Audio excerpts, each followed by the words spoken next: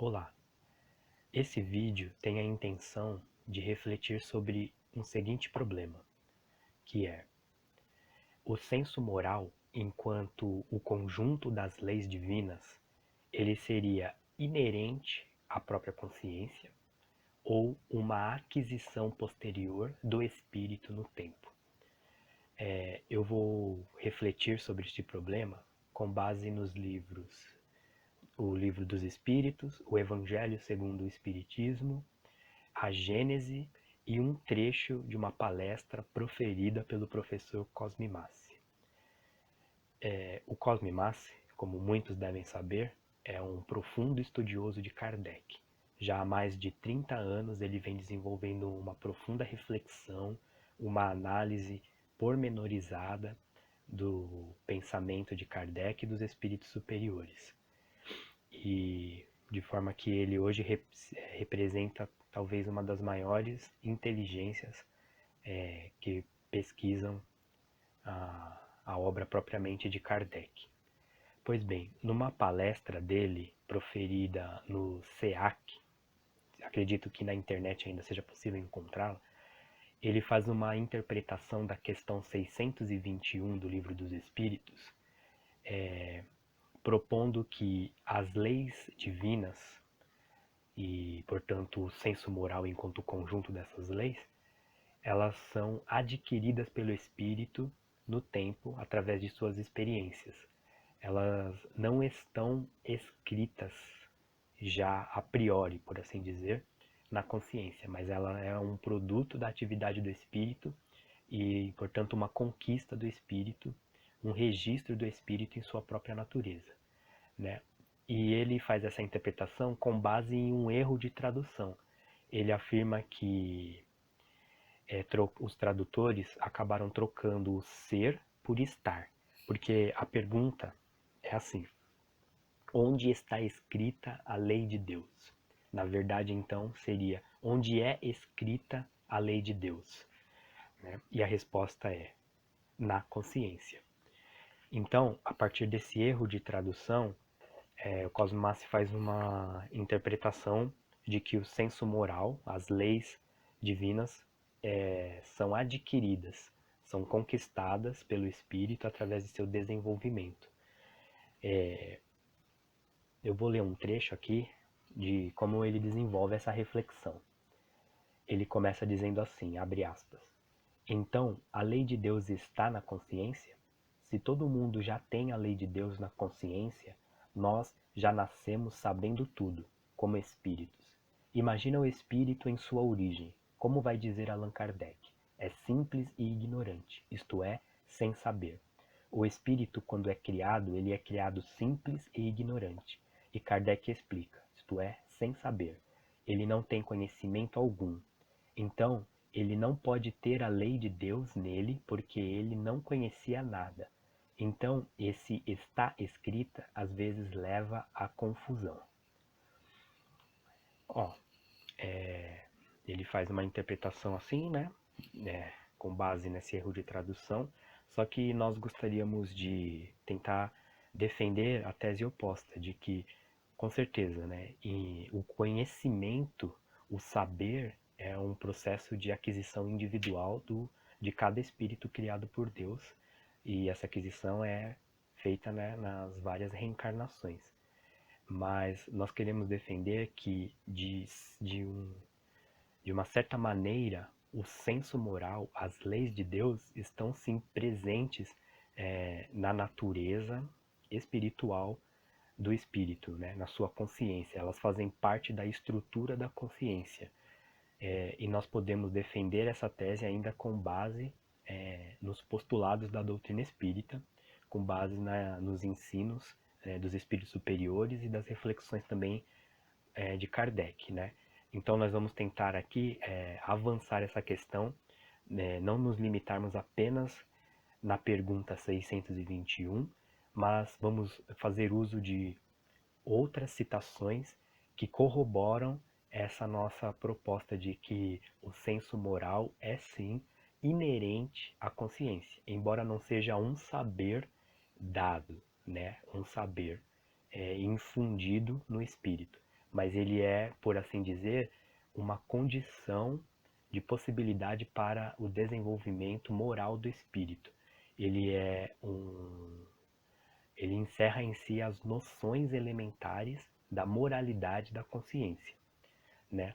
Então, nós avançamos nessa reflexão, antes de mais nada, nos perguntando: o que é um espírito simples e ignorante? Qual seria, de fato, a sua diferença em relação ao princípio inteligente? Porque nós sabemos que o espírito simples e ignorante, ele é a individuação do princípio inteligente. E ele, portanto, tem uma natureza, ele não é um puro nada. Ele tem uma certa especificidade ontológica. Ele tem que ter necessariamente essa especificidade ontológica, porque então não haveria diferença entre ser um princípio inteligente que anima várias formas organizadas da matéria e um espírito propriamente dito que vai animar os seres humanos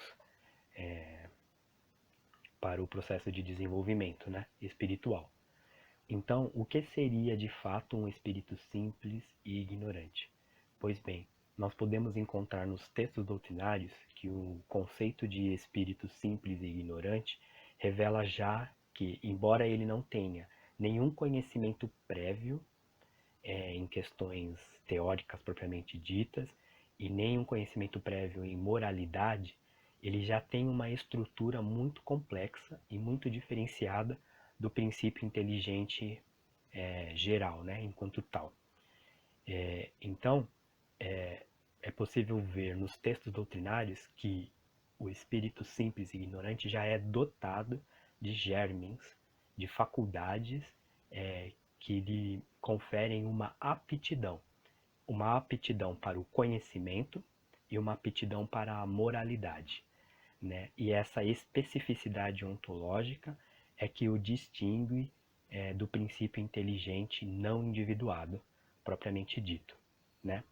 E é necessário então apontar que, pelo fato do espírito simples e ignorante ter certas faculdades já latentes, ter uma estrutura um tanto quanto complexa, isso não quer dizer que ele tem conhecimentos prévios. Não. Dentro do âmbito do conhecimento e da moralidade, ele é simples e ignorante. Ele precisará adquirir, conquistar e se desenvolver. Mas ele já tem ferramentas para isso, né? E as suas ferramentas seriam, então, a razão e o senso moral. A razão, com a razão, ele vai se desenvolver no aspecto teórico dos vários tipos de conhecimentos possíveis dentro dos limites da razão pura, vamos dizer assim. E o senso moral seria mais ou menos, usando a terminologia de Kant, seria a razão prática. Ele vai se desenvolver no âmbito da moralidade. O senso moral lhe dá aptidão para desenvolver, para melhorar o seu conhecimento sobre a noção de justiça, de bondade, a noção do amor, né, que já está inerente nele como um germe, né? O senso moral, então, já está presente nele e o distingue propriamente do princípio inteligente, né? Então, nós podemos agora ver nos textos doutrinários que o princípio inteligente, o espírito individuado, já ao entrar na humanidade, ele sofre também uma certa ação divina que o dota de certas faculdades. Agora eu vou fazer uso de citações propriamente ditas dos textos doutrinários, para mostrar essa especificidade ontológica do espírito simples e ignorante, que quer dizer então seu ponto de partida, seu ponto de origem e de entrada na humanidade. No livro O que é Espiritismo, a seguinte frase: o espírito, princípio inteligente em que residem o pensamento, a vontade e o senso moral. Então isso são os elementos que definem a natureza do espírito, certo? Esses elementos constituem a natureza do espírito, não é uma aquisição. E é a partir dessa natureza que ele vai adquirir conhecimentos, tanto teóricos como também morais, propriamente ditos, né?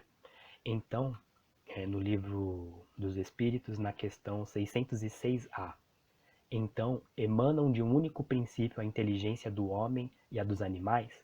Sem dúvida alguma. Porém, no homem passou por uma elaboração que a coloca acima da que existe no animal. Novamente, uma elaboração do princípio inteligente. Ele está incubado, como diz Kardec, né, nos vários reinos da natureza.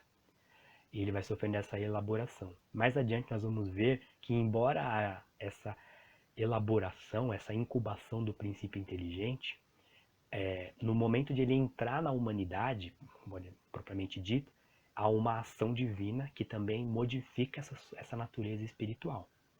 O homem é, com efeito, um ser à parte, visto possuir faculdades que o distinguem de todos os outros e ter outro destino. A espécie humana é a que Deus escolheu para a encarnação dos seres que podem conhecê-lo. Item 610 do Livro dos Espíritos. Essa informação já é muito importante. O homem, a espécie humana, é a que Deus escolheu para que possa conhecê-lo. Ora, então Deus, em seu ato criador, dotou essa natureza espiritual de certas capacidades, de certas aptidões que, desenvolvidas no tempo, e não tão somente adquiridas, mas desenvolvidas no tempo, podem chegar ao ápice de um progresso espiritual tal que permita conhecer Deus de alguma maneira, né? Ter uma experiência e uma visão de Deus, né? Então isso vem corroborar com a nossa tese de que há uma estrutura já complexa no espírito simples e ignorante, que com a qual o ser no tempo tem que desenvolver essa estrutura, desenvolver essa natureza que é dada por Deus, né? Não é só um processo de aquisição. No livro 600, na questão 613, o Livro dos Espíritos. O que o rebaixa é o mau uso que faz das faculdades que Deus lhe deu para o seu adiantamento. Novamente, enfatizando uma ação divina, uma ação criadora na natureza do espírito simples e ignorante. No item 613, novamente, o homem possui sua própria alma ou espírito, centelha divina que lhe confere o senso moral e um alcance intelectual de que carecem os animais.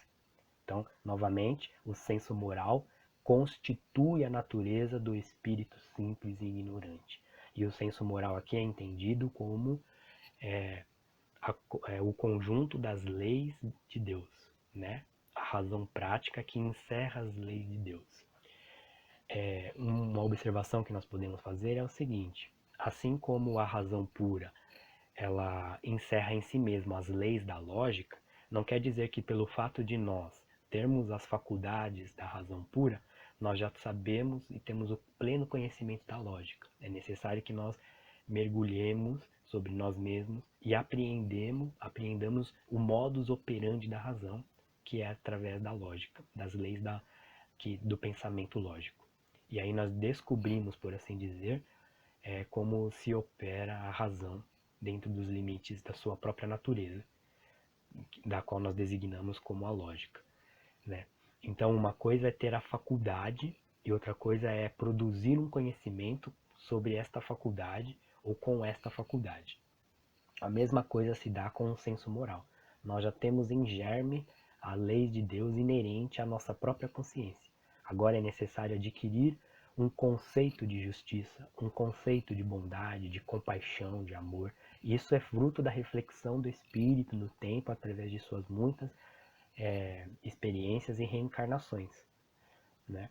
Mas ele já tem a aptidão para esse conhecimento em virtude do seu próprio, de sua própria natureza espiritual, que é constituída por uma razão prática, por um senso moral, né?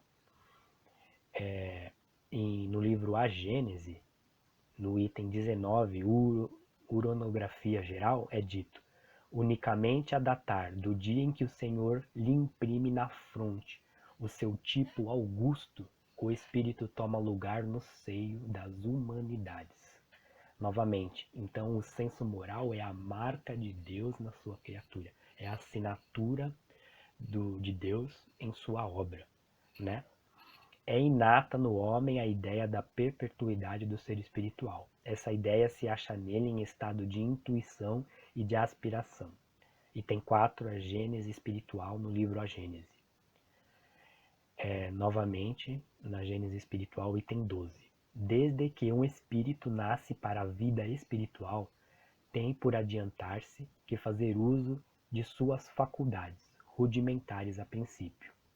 O que constitui o homem espiritual não é a sua origem, são os atributos especiais de que ele se apresenta dotado ao entrar na humanidade, atributos que o transformam, tornando-o um ser distinto, como o fruto saboroso é distinto da raiz amarga que lhe deu origem.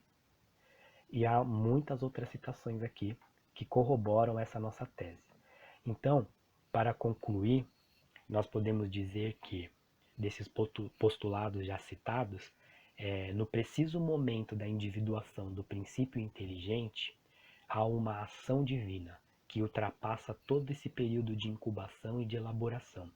Esta ação divina, ela confere ao espírito, em princípio inteligente individuado, qualidades específicas, onde se funda então a sua distinção ontológica, né? Com isso nós podemos então ver que as leis de Deus não é apenas uma aquisição do espírito no tempo.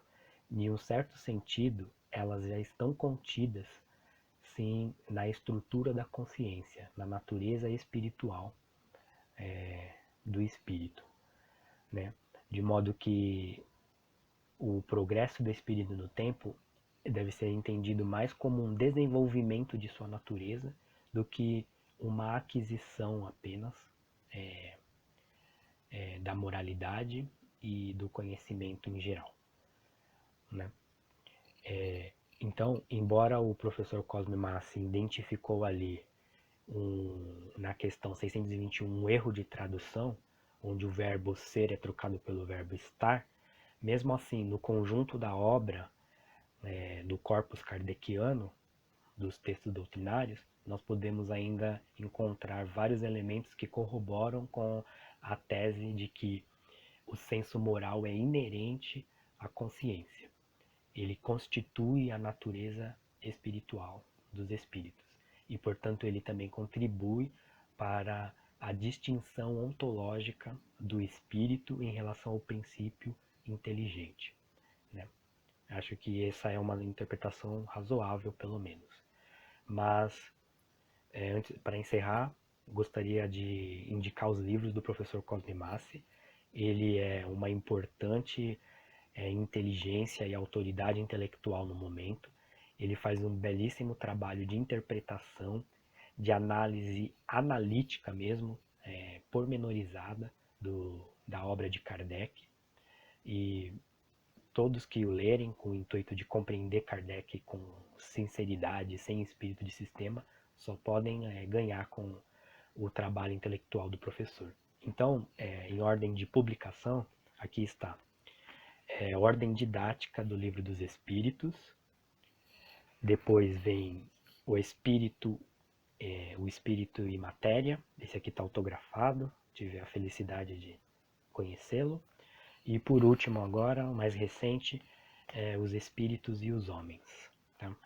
Ótima literatura, nos introduz também em conceitos elementares da filosofia, ele dialoga de alguma maneira, lembrando um pouco Herculano Pires, com a tradição filosófica do Ocidente, embora o seu viés é muito mais analítico, ele faz uma análise pormenorizada dos textos, das palavras, dos parágrafos contidos no corpus kardeciano. É isso. Muito obrigado.